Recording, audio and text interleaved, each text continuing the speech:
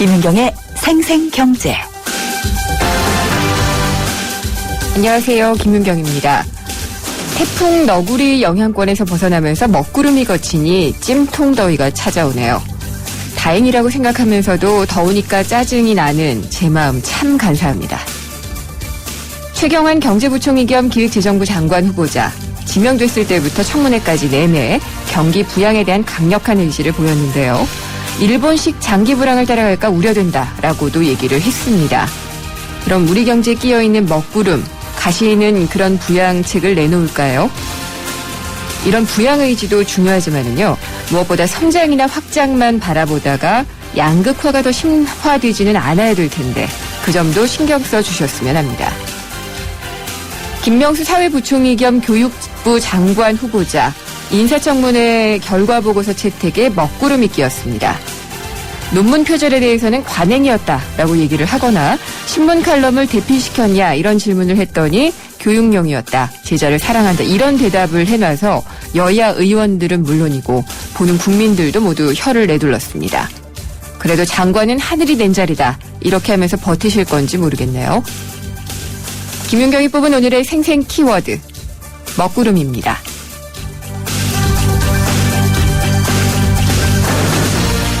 네, 저희 생생경제가 준비한 오늘의 경제 이슈입니다. 정부가 신용카드 소득공제 한도 현행 15%였는데 10%로 축소하는 방안을 검토를 하고 있습니다. 당장 카드사들은 카드 덜 쓰게 될 테니까 실적이 악화될까 우려를 하고 있고요. 또 납세자들은 그나마 13월에 월급으로 받았던 소득공제마저 좀 줄어들게 되니 불만의 목소리가 높습니다. 잠시 후 2부에서 이 신용카드 소득공제 한도 축소 어떻게 봐야 될지, 어떤 문제가 있는지를 자세히 짚어보도록 하겠습니다. 그리고 3부에서는 우리나라 경제의 큰 문제죠. 대기업 의존도가 높은 점을 짚어보겠습니다. 최근 삼성전자 실적이 좀 감소를 하면서 우리 경제에도 악영향을 미칠 수 있을 것이다, 이런 우려의 목소리가 높았는데 한두 기업이 나빠진다고 우리 경제 전체가 흔들려서야 되겠습니까? 정부에서도 이런 의존도를 탈피를 하고 체질을 개선해야 된다, 이런 얘기가 나오고 있는데 그럼 어떻게 가야 될지 3부에서 알아보도록 하겠습니다. 김윤경의 생생경제 1부 시작합니다.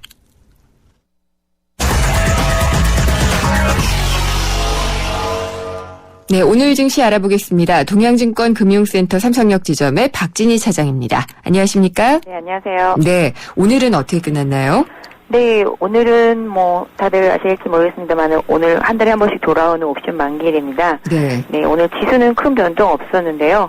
전체적으로 거래소 시장은 2.34포인트 상승한 2002.84에 마감을 했고요. 코스닥 같은 경우는 3.48포인트 상승한 559.32포인트로 마감을 했습니다. 지금 전체적으로 환율도 오늘 현재까지 1원 30전 상승한 1013원 40전에 마감은 아니죠. 예, 이렇게 네. 마감은 지금 거래가 되고 있는 상태인데요. 환율이 좀 소폭 반등한 모습을 보이고 있네요. 아, 그렇군요. 그러면 오늘 시장은 미미하게 좀 오른 거는 같은데 큰 재료는 있었나요? 시장에 오늘 다 아시겠습니다만 이제 금통위가 있었고요. 네. 예, 금리가 또 동결이 됐습니다. 그래서 금리 동결을 하는데 전체적인 브리핑에서의 뉘앙스는 그동안의 경기 진행 상황으로 봤을 때 올릴 만한 이유는 현재까지는 없었는데 앞으로의 큰 긴 전망에서 봤을 땐 경기가 회복이 되고 그렇게 되면 금리를 올릴 것이다라는 얘기였었지 지금 당장 올릴 것은 아니었다라는 그런 내용이었었거든요. 그렇다 보면 사람들도 역으로 해석할 때 인하도 할 수 있지 않겠나, 그거에 대해서 이미 좀 이렇게 멍석을 깔아놓는 단계의 얘기가 아닌가라는 좀 해석들도 좀 나오고 있는 상태인데요. 오늘 금리가 말씀드린 대로 좀 동결이 되면서 관련돼서 좀 그동안 상승을 했었던 건설주들이 좀 부진한 흐름을 보였고요. 전체적으로 오늘은 만기를 맞아서 대형주들이 거의 다 약세를 보인 반면에 코스닥이라든지 거래소의 중소형주들이 계속적으로 좀 상승을 좀 이어가는 흐름이 이어졌습니다.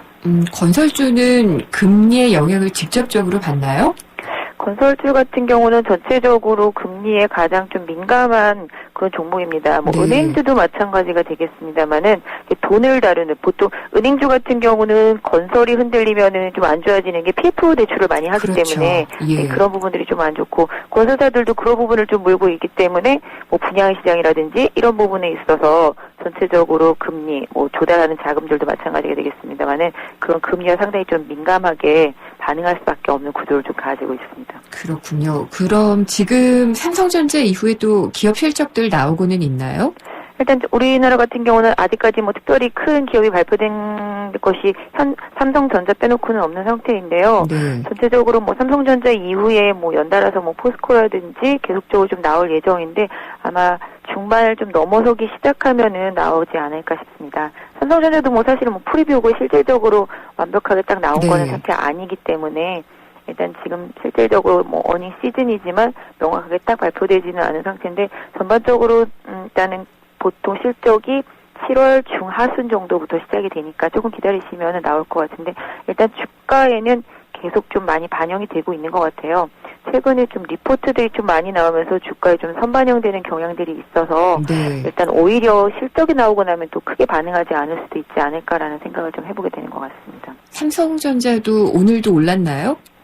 삼성전자는 오늘 마이너스 2,000원입니다. 예. 항상 만기 때 지수 조절을 하는 역할을 좀 담당하고 있기 때문에 삼성전자가 오늘 좀 약세를 보였고요. 반면에 그동안 좀 부진했었던 현대차, 현대모비스 등이 좀 시장을 좀 견인하면서 삼성전자에 좀 빈자리를 메꿔줬고요. 네. 오늘이 또 특징이라면 LG전자와 하이닉스 등이 어제 급락에 이어서 오늘도 좀 하락을 하면서 그동안 좀 시장을 이끌었던 부분에서 약간 좀 쉬어가는 흐름이 좀 이어졌습니다. 그렇군요. 그 밖에 또 눈에 띄는 종목이나 업종이 있었을까요? 네, 오늘 뭐 전체적으로 놓고 본다면 최근에 뭐 계속적으로 좀 목표가에 대한 하향 이슈가 있는 NC소프트가 계속적으로 좀 급락을 하고 있는 모습이 좀 눈에 띄고 있고요.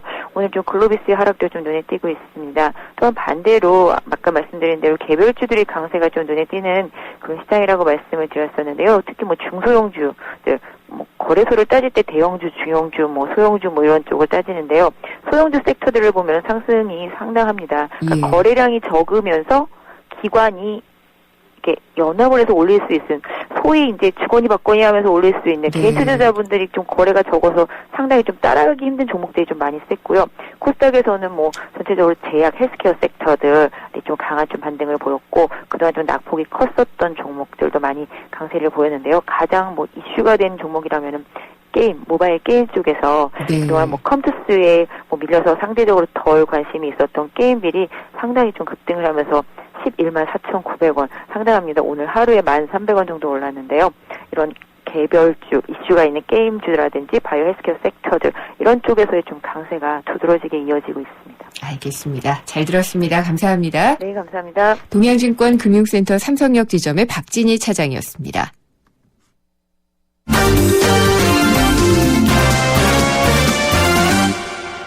오늘의 주요 경제 뉴스 정리해 보겠습니다. 안승찬 이데일리 기자를 연결하겠습니다. 안녕하십니까? 안녕하세요. 오늘 아침 월드컵 봤어요? 네. 예. 참 굉장히 대패를 했던 어제 경기에 이어서 좀 재밌더라고요. 네, 그렇죠. 예, 근데 이제 요새 많습니다. 예. 브라질 축구 대표팀 같은 경우에는 독일에게 정말 충격적인 패배를 당했던데 네. 이것 때문에 브라질에선 폭동도 일어나고 있다고 하죠? 그렇죠. 예, 지금 뭐 1대 7로 진 거니까 이게 보통 점수 차가 아니잖아요. 그러니까요. 분노한 브라질 국민들이 지금 거리로 나와서 버스를 불태우고 상점을 약탈하는 이런 폭동이 일어나고 있는데요. 뭐 총 쏘면서 지나가는 사람들 가방과 귀중품 뺏는 이런 강도 사건도 곳곳에서 있었고 네. 브라질 국기를 불태우는 이런 모습도 좀 있었거든요.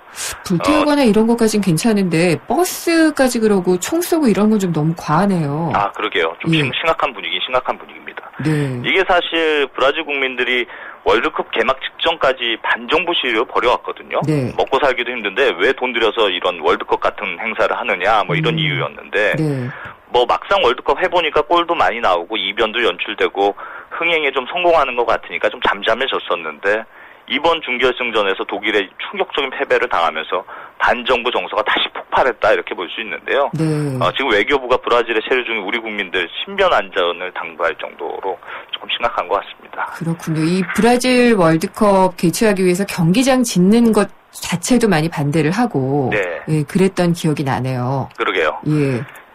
이게 지금 브라질 정부가 이번 월드컵 개최를 위해서 우리 돈으로 한 13조 원 정도 투자를 했거든요. 네. 이 월드컵을 계기로 해서 성장률을 한 0.5%포인트 이상 올라갈 거다. 이렇게 브라질 정부가 호언장담하고 있는데 하지만 이 월드컵이 브라질 경제에 별로 도움이 안 될 거다. 이런 주장도 사실 적지가 않습니다. 네. 국제신용평가회사의 무디스가 지난 3월에 이 브라질 관련된 분석 보고서를 냈는데 거기 보면 월드컵이 이 브라질 경제에 미치는 영향이 거의 없고 고용도 임시직 중심으로 일어나서 계속 이어지기 어렵다. 이런 지적이 포함되어 있거든요. 네. 오히려 뭐 교통 혼잡이라든가 휴업에 따른 악영향이 있을 거다. 이런 우려를 제기하고 있는 실정인데요.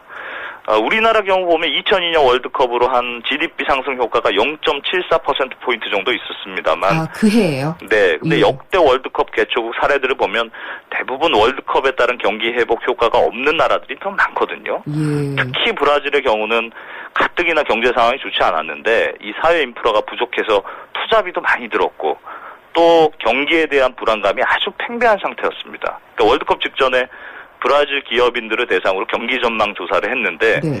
비관적인 전망이 낙관적인 전망보다 2배 이상 많았거든요. 그러니까 그만큼 심리가 좋지 않았던 거죠. 네. 여기다 지금 축구에서 독일에 참패까지 당하니까 국민들의 불안감이 더 커진 겁니다. 그러니까 경기는 심리다 이런 말도 있는데 브라질이 앞으로 좀 쉽지 않을 것 같습니다. 예, 그런 심리에 월드컵이 부정적인 영향을 미치고 말았네요. 그러게요. 네.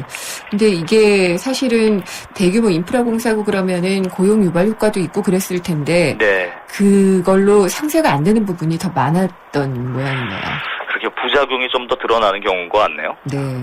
그리고 본격적인 휴가철이 다가오고 있는데 네. 이제 해외여행 떠날 때 주의할 점들 뭐 요즘에는 많이들 가니까 많이 압니다마는 네. 금융상식을 금융감독원에서 몇 가지를 소개를 해줬네요. 네, 그 중에서 제일 눈에 띄는 게 있던데 이게 해외에서 신용카드를 사용할 때 주의할 점입니다. 그러니까 네. 가장 주의할 점이 어떤 통화로 결제하느냐 하는 점인데요. 예. 해외에서 가보면 가게 주인들이 원화로 결제할까요? 아니면 뭐 달러나 현지 통화로 결제할까요? 이렇게 묻는 경우가 있는데요. 네.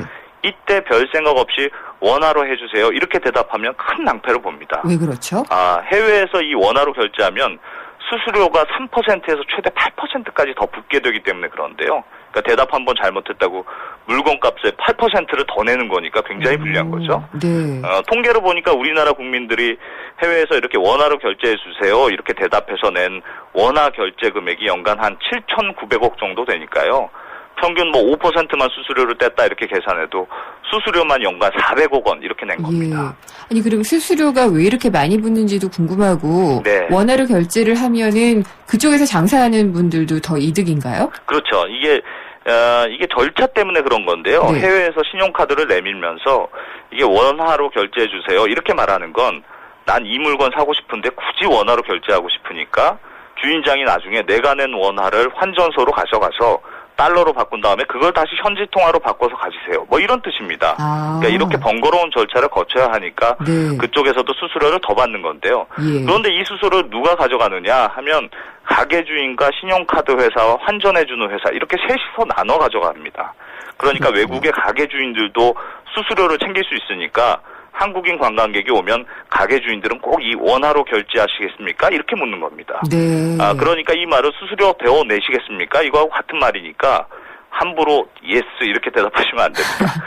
달러 쓰지 않는 나라에서 예. 달러로 결제하겠습니다. 이렇게 말해도 비슷한 결제 과정 거쳐야 하기 때문에 네. 이것도 수수료 많이 내야 하거든요. 그러니까 해외여행 가셔서 네. 가게 주인이 결제 통화 뭘로 하시겠습니까? 이렇게 물었을 때는 네. 현지 통화로 해주세요. 이렇게 대답하는 게 가장 좋은 방법입니다. 이렇게 하셨어요, 안승찬 기자는? 네. 저 해외에 오래 나가본 적이 없어가지고. 그러시군요. 아니, 저는 그냥 달러가 되는 데를 많이 가서 별로 생각 없이 했는데, 네. 현지 통화로 해주세요. 이렇게 해야지 되겠군요. 네, 그렇습니다. 알겠습니다. 우버, 이 업체가 돌풍이에요. 네, 그렇죠. 예, 그러니까 택시 애플리케이션이잖아요. 쓸 네. 수 있는. 근데 이것 때문에 전 세계 택시 기사들이 파업을 했다. 이건 또 어떤 얘기인가요? 네, 그 말씀하신 대로 우버라는 이 스마트폰 애플리케이션이 우리나라도 뭐 서비스가 지금 시작이 됐는데요. 아직 네. 초창기라서 우리는 좀 조용한 편인데 미국과 유럽에서는 지금 연일 파업이 벌어질 정도로 아주 좀 심각한 사회 문제가 되고 있습니다. 우버라는 이 서비스가 어떤 거냐면 이 자리가 남는 자동차를 서로 연결을 해줘서 빈자리가 있으면 태워주는 그런 서비스거든요. 그런데 실제로는 거의 콜택시처럼 운영이 됩니다. 그러니까 우버 회원으로 내가 가입을 하면 그래서 자신의 스마트폰으로 목적지를 누르면 한 10분 정도 내에 자신이 있는 곳에 자동차가 데리러 와서 네. 목적지까지 데려다주는 뭐 그런 서비스인데요. 그러니까 택시 기사들이 일자리를 뺏긴다고 생각을 하겠군요. 그렇죠. 이 요금이 뭐 택시 요금에만 2배 정도로 좀 비싸다는 게 단점입니다만 네. 에쿠스 같은 고급 차량이 와서 차문도 열어주고 뭐 현금이나 카드를 갖고 있지 않아도 미리 등록된 신용카드로 알아서 결제가 되니까 좀 예. 이용이 편리하다 이런 평가가 많습니다. 그렇군요. 그러니까 해외에서는 그래서 우버 이용자가 엄청나게 빠르게 늘어나고 있거든요. 그러니까 택시기사들이 생존 위협을 느끼고 좀 반발하는 건데요. 재밌는 게 이게 회사 측에서는 우리가 직접 택시기사 고용해서 사업하는 게 아니고 중개만 해주고 수수료만 받는 거니까 택시 사업하는 게 아니다 이렇게 네. 주장하고 있습니다. 근데 뭐 택시기사들 입장에서 보면 이 서비스 때문에 어쨌든 일감이 줄어드는 거니까 그게 그거 아니냐. 이럴 거면 택시 허가증 뭐하러 내줬느냐 이런 생각이 드는 겁니다. 제도가 좀 현명하게 마련이 돼야 될 것 그렇죠. 같네요. 요즘 택시뿐만 아니고요. 네. 뭐 에이비앤비라는 스마트폰 애플리케이션이 있는데 이거는 에어비앤비. 에어비앤비. 예. 예. 남는 방 네네. 빌려주는 그런 서비스 제공하는 맞아요. 곳이거든요. 그러니까 네. 이것 때문에 요즘 호텔이라든가 숙박업계도 어려워졌다고 하는데 이 기술이 발달하면서 이 제도가 현실을 따라가지 못하는 이런 사례들인 거잖아요. 알겠습니다. 뭐 편리해지는 건 좋은데 예. 이 사회적 갈등을 좀 현명하게 푸는 게 숙제로 남는 것 같습니다. 편리해지는 건 좋은데 말이에요. 알겠습니다. 잘 들었습니다. 고맙습니다. 이데일리 안승찬 기자였습니다. 네, 피자헛입니다. 저기요, 고기 피자랑 새우 피자랑 뭐가 더 맛있어요? 둘 다 맛있습니다, 고객님. 그래도 뭐가 더 잘 나가요? 솔직하게. 둘 다 잘 나갑니다. 왜냐하면 더블박스. 박스는 하나, 피자는 두 가지. 25,000원. 1588-5588 피자헛 더블박스 주세요. 생생경제 1부 지금까지 함께 하셨습니다. 2부에서는요, 지금 정부가 머리를 굴리고 있는 신용카드 소득공제 한도 축소에 대해서 한번 짚어보겠습니다. 직장인들 또 서민들에게는 그나마 신용카드 소득공제가 좀 위안이 될 수 있었는데 이걸 축소한다고 하니까 반발은 불가피한 것 같습니다. 그러면은 또 축소를 안 해야 되는 건지, 그래도 해야 되는 건지 한번 2부에서 알아보도록 하겠습니다. 안녕하세요. 도박 중독 예방을 위해서 노력하는 개그맨 황기순입니다. 저는 요즘 도박 중독을 예방하기 위해 강연을 다니는데요. 지금도 우리 주위에는 많은 사람들이 도박 문제로 고통을 받고 있습니다. 본인이나 가족이 그런 고통 속에 있다면 24시간 상담 전화 1336을 눌러보세요. 전문가들로부터 도움을 받는 희망의 빛 상담 전화입니다. 도박 문제 전문가와 상담하세요. 국번 없이 1336. 예방부터 치유까지 24시간 상담으로 도움을 드립니다. 이 캠페인은 사행산업통합감독위원회와 한국도박문제관리센터가 함께합니다. YTN Hops English Debating Championship. YTN이 주최하고 YTN 라디오가 후원하는 2014 청소년 영어토론 대회가 오는 7월과 8월 개최됩니다. YTN과 함께하는 꿈과 열정의 무대. 청소년 여러분의 많은 참가 바랍니다. 20년차 경제 전문 기자 김인경 기자가 전하는 알기 쉬운 경제 이야기. 김인경의 생생경제.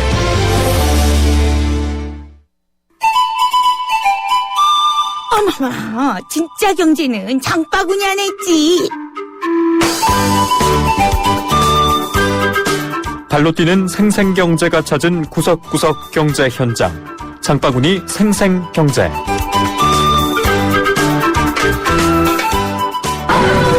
옥수수 얼마요? 네, 옥수수 한 봉지에 2,000원입니다. 네, 하나 주세요. 고맙습니다. 여름철 옥수수가 참 맛있습니다. 안녕하세요. 거부시장에서 찐 옥수수를 판매하고 있는데요. 여름철에는 대체적으로 더 많이 나가는 편이고요. 날이 흐린 날에는 평상시보다 한 2배 정도 더 나가는 편이에요. 그리고 이제 주말에는 외국 손님들이 많이 오시기 때문에 더 많이 나가는 편이에요. 연령층은 할머니, 할아버지들이 더 많이 찾는 편이에요. 그리고 이제 대체 젊은 층들은 집에서 옥수수를 날이 덥고 그러면은 해기가 쉽지 않잖아요. 그래서 간편한 거 좋아하기 때문에 찐 걸 더 많이 찾는 편입니다. 지금 하나에 1,000원씩 파는데 그래서 2개씩 묶어서 그냥 2,000원씩 판매하고 있습니다. 사계절을 다 많이 팔리는 편인데 그래도 이제 봄철서부터 가을 때까지는 전혀 지장이 없고 그냥 그대로 이제 매출은 똑같은 편이에요. 하루에 100개 정도 나가고 또 비가 오고 구린 날에는 한 1.5배 더 한 150개에서 한 200개 정도 그렇게 나가는 편입니다.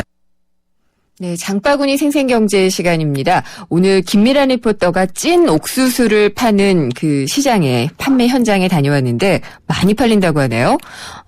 우리 이은지 PD께서는 이 더운 여름날에 왜 뜨거운 옥수수를 먹는지 잘 모르겠다고 하지만 전 좋아하거든요. 이 옥수수가 저열량 식품이기도 하고 그렇다고 하니까 뭐 드시는 것도 좋을 것 같고요. 찐 옥수수 파는데 요즘에는 뭐 백화점 지하에도 많이 들어와 있더라고요.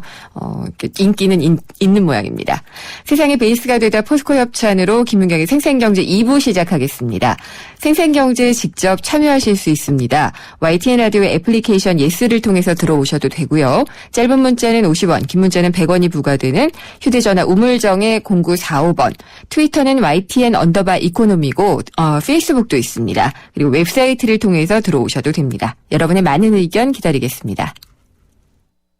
30 조금 아파도 괜찮아요. 1000번을 아파야 꿈을 이루지. 아프지 않은 성공은 없습니다. 아픔을 겁내지 마세요. 아픔만큼 이룰 수 있는 거 아닙니까? 언제까지 아프라는 겁니까? 네. 아프지 마세요. 당신답게 오늘을 사세요. 오늘의 보험이 함께합니다. 당신밖에 모르는 한화생명. 향기 레시피에서 골라보세요. 전 바닐라 부케요. 섬유유연제와 다우니 아로마주얼을 함께 쓰면 새로운 향기가 만들어집니다. 향기 좋다. 다우니 향기 레시피로 당신만의 향기를 만드세요. 다우니 아로마주얼. 1억 전 석유를 지금 우리가 개발해. 근데 다 떨어지면? 몰라요. 그래서 전기차 배터리를 만들었어. 그리고 석탄의 석유로 이산화탄소를 플라스틱으로. 진짜? 이게 바로 미래에너지, 친환경에너지, 그린에너지야. 과거부터 현재까지, 다시 미래에너지까지. 혁신을 혁신하다 SK이노베이션. 나의 쿠쿠야, 나의 얼음아, 매일 새롭고 깨끗한 쿠쿠 얼음. 나의 쿠쿠야, 나의 방금 만들어 더 맛있는 얼음. 쿠쿠 얼음 정수기. 쿠쿠 아이스 넘버 5. 김윤경의 생생경제. 신용카드 소득공제 한도, 이게 맨날 줄인다 얘기가 상당히 많아요. 근데 이번에도 정부가 소득공제율을 현행 15%에서 10%로 줄이는 방안을 검토를 하고 있다고 합니다. 곳곳에서 우려의 목소리가 나오지 않을 수가 없는데, 일단 카드사들, 카드 그렇지 않아도 안 쓰는데 더 안 쓰면 우리 실적이 악화될 거다라고 얘기를 하고 있겠고, 또 근로자들 같은 경우에는 그동안에 이게 소득을 좀 보전받는 그런 혜택이 있었거든요. 근데 그런 게 없어지게 되면은 또 부담이 되지 않겠느냐라는 그런 얘기가 있습니다. 그래서 과연 그러면 신용카드 소득공제, 이게 원래 취지와는 달리 이렇게 좀 활용이 되고 있는데, 정부는 또 줄인다고 하니까 이게 줄여도 되는 건지 아니면은 그대로 둬야 되는 건지 한번 좀 얘기를 해보겠습니다. 안창남 강남대 세무학과 교수 전화로 연결돼 있습니다. 안녕하십니까? 네, 안녕하세요. 네. 맨날 신용카드 소득공제 한도, 공제율, 이거 가지고 얘기가 많아요. 그래요. 예. 이번에도 또 이 공제를 줄이겠다라고 얘기를 하고 있는 것 같은데요. 네. 이유가 뭔가요? 예, 아마 첫 번째는 정부가 세수입이 2014년도에도 그렇게 불투명합니다. 네. 지금 예측으로 보면은 약 10조 원 정도가 결손이 될 것이다. 이렇게 예상을 하고 있는 것 같습니다. 네. 두 번째는 신용카드 사용 금액이 이제 아직 증가가 되지는 않고 있습니다. 계속 정체 상태에 있고 오히려 줄어들고가 있지요. 네. 아마 이건 경기가 잘 활성화가 안 되는 그런 측면도 있을 겁니다. 어쨌거나 이제 세금의 입장에서 봐서는 신용카드를 사용한 금액만큼 그 중에서 일부를 이제 근로자들에게 세금 혜택을 부여하는 그런 입장이거든요. 네. 특히 현재 박근혜 정부가 복지 재원을 마련한다라고 해서 135원을 마련한다라고 해서 그 중에 48조 원은 비과세나 감면을 이제 축소하겠다, 이렇게 해서 마련하겠다라고 이제 공약을 했었습니다. 예. 근데 이 신용카드 소득 공제가 딱 거기에 해당이 됩니다.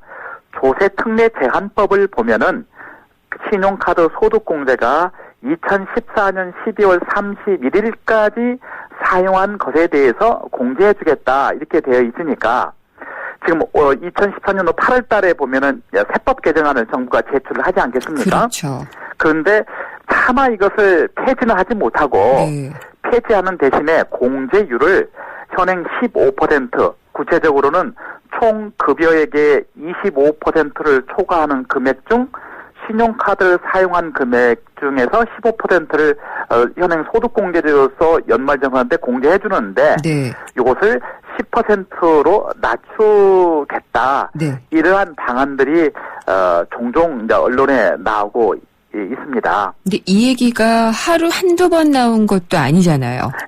매년마다 그랬습니다. 예. 매년 그랬는데 요게 이제 제일 처음에 신용카드 소득공제가 세제에 들어오게 된 것이 2000년도입니다. 네.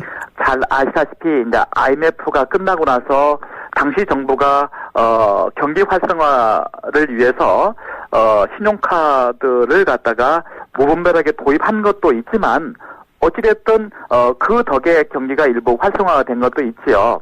거기에 이제 세제가 맞추어서 조금 더 활성화시키기 위해서 근로자들 연말 정산할 때 신용카드 사용 금액에 대해서는 일정 금액을 소득으로 공개해줬는데 네. 2000년도에 보면은 총 급여액의 10%를 초과하는 것 중 신용카드 사용 금액의 10%를 소득 공제를 해줬고요. 네.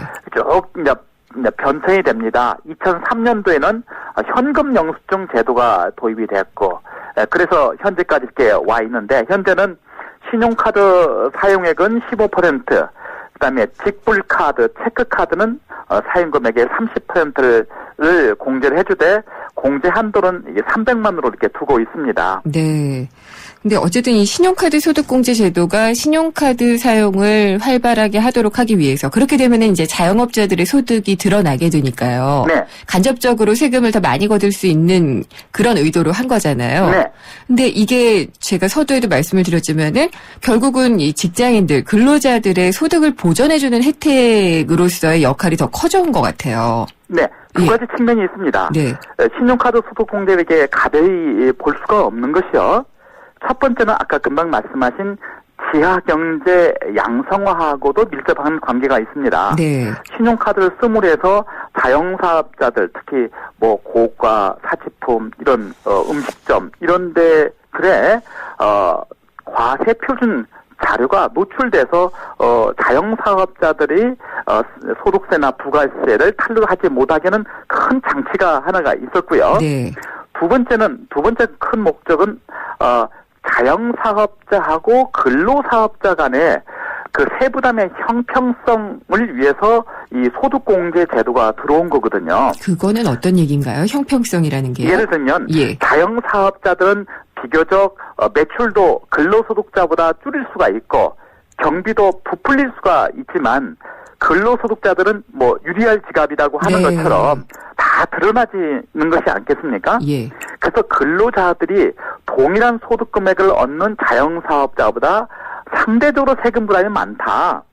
그래서 그러면은 근로자들에게만 소득공제 제도를 좀 부여해서 네. 자영사업자의 형평을 좀 맞춰주자라고 하는 것이 소득공제 제도고요.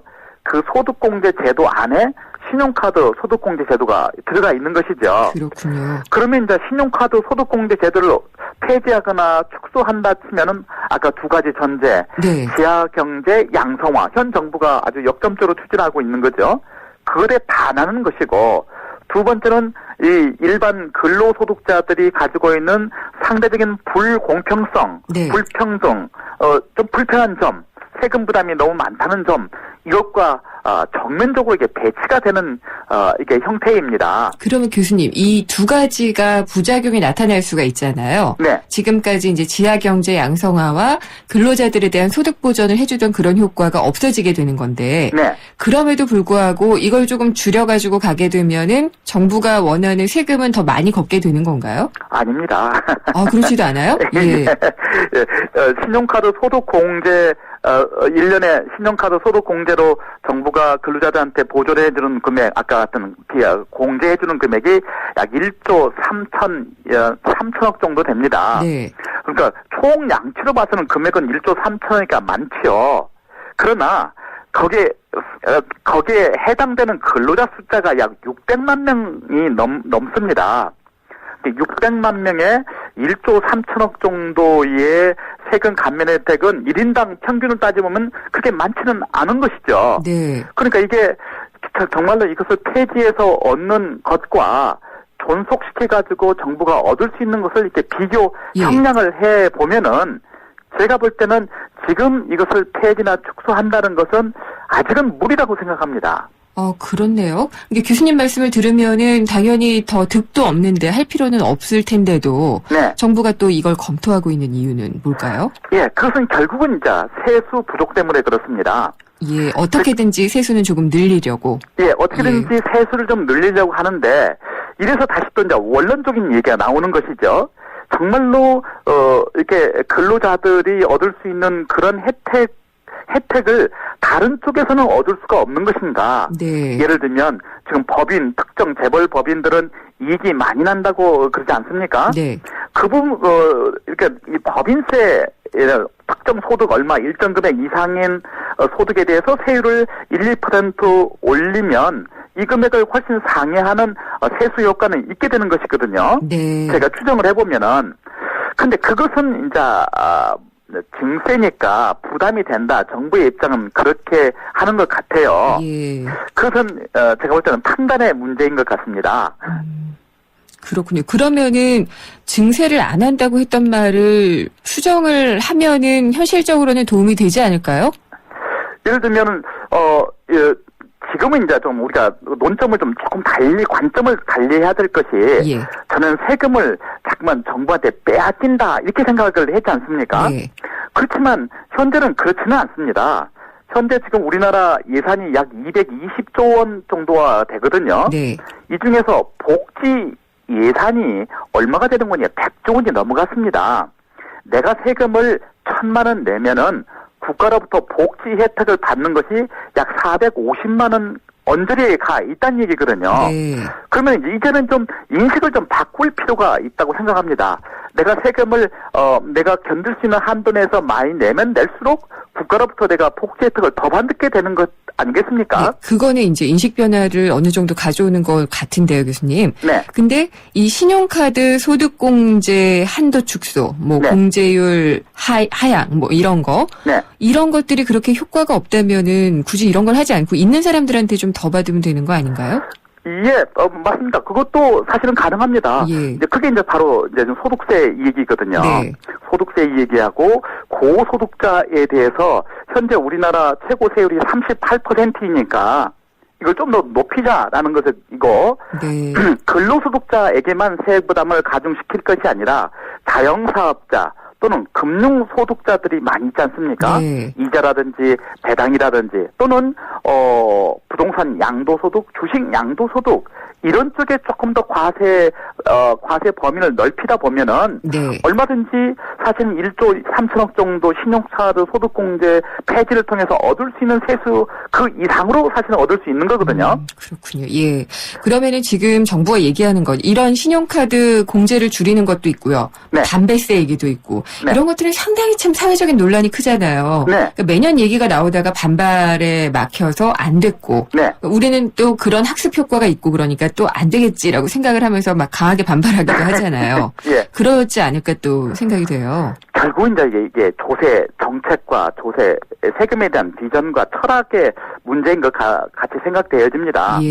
결국은 아까 지금 말씀하신 담배세 또는 주류 또 이런 근로자들 소득공제 이것은 우리나라의 모든 대다수의 사람들 납세의무자를 상대로 해서 세금을 필요한 세금을 이게 징수하겠다는 것이 목표인 것이고 그렇지만 누구나 봤을 때 근로자든 자영사업자든 일반 사람들이 봤을 때 그 사람들은 또는 그런 법인들 세금을 더 내야 되겠다라는 계층이 있지 않겠습니까? 거기에 대해서는 정부가 쉽사리 접근을 하지 못하고 있죠. 알겠습니다. 그게 너무 아쉬운 거죠. 예, 알겠습니다. 어쨌든 신용카드 소득공제 줄여가지고서는 얻는 이득은 별로 없다라는 그런 말씀을 해주신 것도 상당히 중요한 포인트였던 것 같습니다. 오늘 말씀 잘 들었습니다. 네, 감사합니다. 안창남 강남대 세무학과 교수였습니다.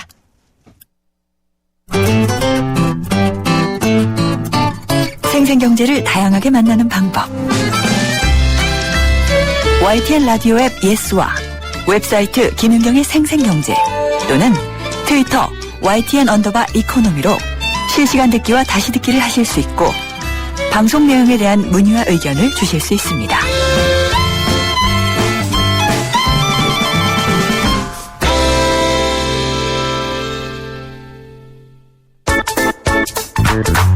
합격의 비밀 대공개 취업 내비게이션.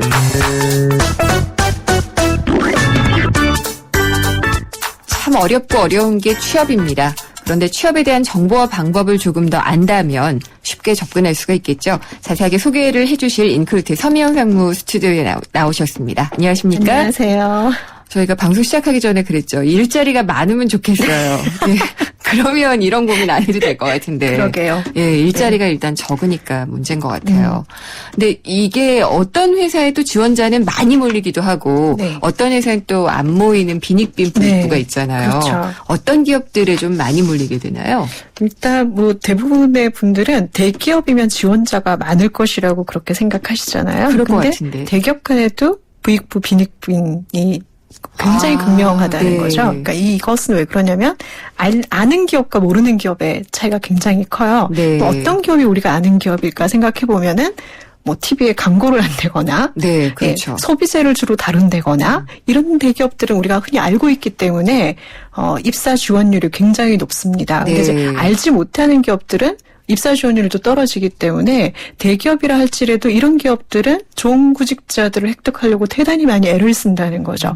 그리고 또 대기업이라 할지라도 이미지가 좋지 않은 곳들이 간혹 있어요. 또 이런 데들은 또 입사 지원자가 많지 않습니다. 예를 들면 지난번에 우리가 일하고 싶은 기업 조사를 말씀을 드렸는데 작년까지는 탑 10에 있었는데 올해 탑 10에서 벗어난 기업이 있어요. 이런 데들은 또 구직자가 생각하는 고용 브랜드가 떨어진 기업들이거든요. 그러면 이게 실제로 그 기업의 입사 지원자 숫자에도 영향을 미쳐요. 그럴 것 같네요. 뭐 그런 그런 내용들이 있고 또 중견 중소기업이라 하더라도 꾸준히 언론이라든지 인터넷 등을 통해서 자신들이 지향하고자 하는 바를 계속 알린다거나 구직자뿐만이 아니라 대중들과 계속 소통하려고 하는 기업들이 있어요. 그렇죠. 굳이 소비재 기업이 아니더라도. 그렇죠. 그래서 이들 같은 경우에는 자연스럽게 사람들의 입소문을 타고 회사가 유명해지고 사실은 대기업의 환경이 아니지만 입사 지원자가 또 몰리는 또 그런 특징이 있습니다. 그렇죠. 그러니까 이게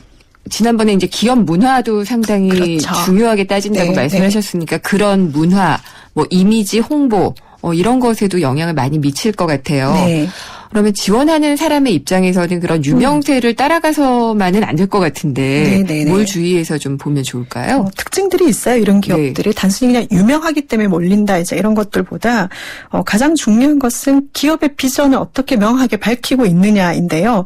요즘 이제 스타트업 기업이라고 하죠. 이제 시작하는 기업들이요. 이런 기업들이라 하더라도 현재 추진하고 있는 비즈니스 모델의 비전을 확신 있게 전달을 하거나 이러면 역량 있는 지원자들을 만날 수 있다라는 거죠. 그래서 기업에서는 내부적으로 비전을 얼마나 공고히 하고 있고 공유하고 있는지를 점검하고 이걸 안으로만 갖고 있는 것이 이제 중요한 시대가 아니라 외부에 계속 표현하고 소통하는 그런 과정들이 이제 기업들에게 중요해졌다라는 이제 단면이고요. 이와 함께 높은 연봉보다는 아까 말씀하셨던 것처럼 기업 문화가 얼마나 잘 조성돼 있고 이를 외부에 잘 표현하는지가 이제 관건이라고 할 수 있는데요. 뭐 작은 규모의 중소기업도 그렇고 큰 기업들도 마찬가지인데 구직자들의 관심을 쏠리게 할 만한 문화와 제도를 갖추고 있는지 기업들이 속속 나오고 있다라는 거죠. 그러나 이런 것들을 적극적으로 알려내지 못하고 있는 이제 그런 한계도 좀 있는데요. 이런 것들을 좀 잘 알려내고 이러한 정보들을 구직자들과 잘 소통하면 우리가 이야기하는 고용 브랜드도 높아가고 그래서 입사 지원자들도 받아낼 수 있고 이렇게 해서 또 들어간 기업의 퇴사율은 낮아요. 그렇죠. 그러니까 대기업에서는 내가 할 몫이 굉장히 작아질 수도 있잖아요. 근데 중소 중견 기업 같은 경우에는 역량을 많이 발휘할 수도 있는데 우리가 그걸 미처 모르고 지원을 못하는 경우가 있잖아요. 그러면 채용 공고에서도 좀 차이점이 느껴지나요? 그렇죠. 명확한 차이가 차이가 보여요. 예. 그래서 저희도 이제 뭐 인크루트 공고를 올리는 고객들이나 이런 분들에게 공고를 잘 올리는 게 입사 지원율을 높이는 관건이라고 계속 이제 홍보를 하고 있는데요. 명확하게 차이가 있어요. 뭐 이런 기업들의 특징을 보면 높은 연봉이나 뭐 이런 것들을 제시한다기보다는 자신의 역량을 얼마나 발휘할 수 있는지 그런 여건들을 소개하고 즐겁게 일할 수 있는 기업 문화가 어떠한지를 밝히는데 굉장히 많은 이제 할애들을 합니다. 뿐만 아니라 구직자들하고 눈높이에 맞는 소통을 하려고 같이 일하는 동료라든지 상사의 캐릭터 이런 것들 있잖아요. 뭐 옆에 있는 분은 점심만 먹고 나면 졸아요. 뭐 예를 들면 뭐 이런 표현들을 계속 이제 나누면서 그 기업의 이미지를 제고하는데 이게 입사 지원율에 실제 영향을 미친다는 거죠. 그럴 수 있을 것 같네요. 이렇게 공고를 올려낸 기업과 그렇지 않은 기업들의 입사 지원율은 명확하게 차이가 납니다. 그러면 아무리 작은 기업이라도 좀 고용 브랜드를 위한 노력을 하는 게 상당히 중요할 텐데 이런 걸 해주는 컨설팅 시장이 또 클 수가 있겠네요. 그럴 수도 있는데요. 대기업 대부분 이제 기업을 알리는 것을 홍보의 역할이라고 생각을 하시는데요. 취업을 앞둔 구직자들 특히 이제 20대들에게 대외적인 이미지 인지도 제고 활동보다는요. 요즘은 이 고용 브랜드를 알리는 전략이 더 먹힌다라는 이제 이야기들이 있어요. 그래서 실제 고용 브랜드 홍보를 하는 거지만 실제 그 회사의 제품을 이제 구매하는 데까지 연결이 되도록 한다는 거죠. 왜냐하면 20대에게 취업만큼 중요한 이슈는 없기 때문에 이제 그런 거죠. 그래서 그 방송을 들으시는 이제 기업의 대표님들은 소비자 이렇게 홍보에만 이렇게 하실 게 아니라 그 회사의 이런 직원들에 대한 그 근무 환경이나 뭐 이제 비전이나 이런 것들을 또 홍보하는데 애를 좀 쓰시기를 바랍니다. 예를 들어서 뭐 이제 블로그를 운영하는 거는 정말 고전적인 방법이 된 것 같고요. 뭐 어떤 방법이 또 있을까요? 요즘 그 일부 기업에서는요, 이런 고용 브랜드 홍보를 위해서 채용만 다루는 블로그, 페이스북 계정을 개설하고 지속적으로 계속 소통하는 노력들도 하고 있습니다. 그래서 뭐 기업 홍보 안에서도 이 부분을 또 쪼개가지고 더 전문화된 소통들을 하고 있는 거죠. 그래서 그 기업 입장에서는 채용인데요. 이 채용의 다양한 채널들이 지금 만들어지고 있는 거죠. 예전에는 그냥 취업 포털 같은 데 올려가지고 구직자를 받았다고 하면은 지금은 이런 채널들을 통해서 더 타겟팅된 구직자들을 만날 수 있는 또 기회가 되고 있다고. 기업으로서는 상당히 이득이 되죠. 네네네. 볼 수도 있는 거죠. 끌어모을 수가 있으니까. 그러면은 채용 공고의 어떤 뭐 작성의 비결 뭐 이런 것도 있을까요? 그렇죠. 그러니까 뭐 요즘은 다 뭐 컴퓨터 시스템화되어서 칸을 채우는 게 공고 작성인데요. 근데 일단은 그 공고 항목을 충실히 작성하는 게 필요한데요. 공고는 크게 모집 제목, 내용, 자격 요건, 근무 환경, 접수 방법, 기업 정보 등으로 구성되어 있는데요. 일단 모집 제목을 잘 쓰셔야 돼요. 왜냐하면 제목이 좋아야 클릭을 하게 된다는 것이죠. 네, 그래서 제목을 일단 잘 쓰셔야 되고 모집 배경과 담당 업무 내용이 정확하게 올라갔는지 꼼꼼하게 이제 확인해 주시고 물론 여기에는 20대의 감성을 터치하는 그런 그 면들도 좀 고려를 해주시면 좋을 것 같고요. 자격 요건에는 필요한 연령, 요즘 성별 못 올립니다. 그래요? 네네네. 성별을 못 올리는 직종들이 있습니다. 그래서 이런 것들 좀 참고하셔야 되고요. 신입 경력 학력 우대사항을 정확하게 제시하고 있는지를 또 점검해야 되고요. 그리고 연봉 올리는 거 되게 깊이들 하세요. 근데 연봉을 올린 정보와 그렇지 않은 정보의 조회 숫자와 또 입사 지원율의 차이가 큽니다. 그럴 것 같네요. 네네. 근데 구직자 입장에서는 그런 것들이 적든 많든 간에 좀 솔직하게 밝혀주면 하는 이제 바람이 있는 거고 기업에서는 일단 만나보고 하는 바람이 있는 거죠. 근데 뭐 이 사이에 이제 뭐 이 차이긴 한데 분명한 입사 지원율이 높은 공고는 이런 정보들을 잘 채운 것들이라는 거고요. 이런 그 시스템상의 이 필드들을 채우는 게, 이 칸들을 채우는 게 중요한 이유 중에 하나가 뭐냐면, 요즘 취업 포털들은 다 이렇게 데이터베이스 매칭들을 시키거든요. 그래서 구인자하고 구직자를 매칭을 하는데, 그 기준이 되는 게 바로 이런 DB에 입력하는 값들입니다. 그래서 이런 것들이 잘 입력되었을 때, 정확한 후보자를 만날 수 있는 또 기회가 된다는 거를 좀 이해하실 필요가 있고요. 인터넷 세상에서 또 이제 키워드 굉장히 중요하죠. 그래서, 채용 공고를 내실 때 적절한 다양한 키워드의 사용 이런 것들도 기업의 어떤 고용 브랜드를 전파하는 또 방법 중에 하나가 되겠습니다. 문자 주셨는데 1088님인데 뭐 기업의 입장에서의 제목 잘 짓고 포장하는 것 중요하겠지만은 입사자 입장에서는 작은 기업들 낚시도 많은 것 같습니다. 이런 거 가려내는 법도 좀 알아야 되기는 할 것 같네요. 네네. 네, 오늘 말씀 잘 들었습니다. 감사합니다. 인크루트의 서미영 상무였습니다. 안 보이니까 감추죠. 별일 없겠죠. 손발톱 무좀, 방치하면 손발톱 건강을 잃을 수 있습니다. 이젠 풀케어. 국내 최초 갈거나 닦을 필요 없이 오니텍 특허 기술로 침투는 빠르게. 와, 정말 좋아졌다. 방치하지 말고 풀케어 하세요. 이탈리아 글로벌 제약회사 메나리니. 김연아예요. 저의 다음 계획 궁금하시죠? 앞으로 강원 평창수와 함께 준비하겠습니다. 평창 동계올림픽을 준비하는 깨끗한 물이니까요. 강원 평창수 마시면서 같이 준비하실래요? 평창 동계올림픽 공식 먹는 샘물. 강원 평창수. 난 무엇을 위해 사는가 고민돼요. 어쩜 좋죠? 참된 나를 찾고 싶은 C3 타입이군요. 인생의 온갖 번뇌를 다스리기 위해 양곤 4일치를 처방해드릴게요. 떠나세요. 당신의 타입에 맞는 미얀마로. 대한항공 미얀마 양곤 네이루낭. Excellence in flight. Korean Air. 네, 피자헛입니다. 저기요. 고기 피자랑 새우 피자랑 뭐가 더 맛있어요? 둘 다 맛있습니다, 고객님. 그래도 뭐가 더 잘 나가요? 솔직하게. 둘 다 잘 나갑니다. 왜냐하면 더블 박스. 박스는 하나, 피자는 두 가지. 25,000원. 1588-5588 피자헛. 더블 박스 주세요. 네, 생생경제 3부에서는요, 우리 경제가 좀 일부 기업의 쏠림 현상이 심한데 이걸 좀 개선을 해야지 되지 않을까 싶어서 그 문제 좀 짚어보도록 하겠습니다. 4시 뉴스 듣고 생생경제 3부에서 뵙겠습니다.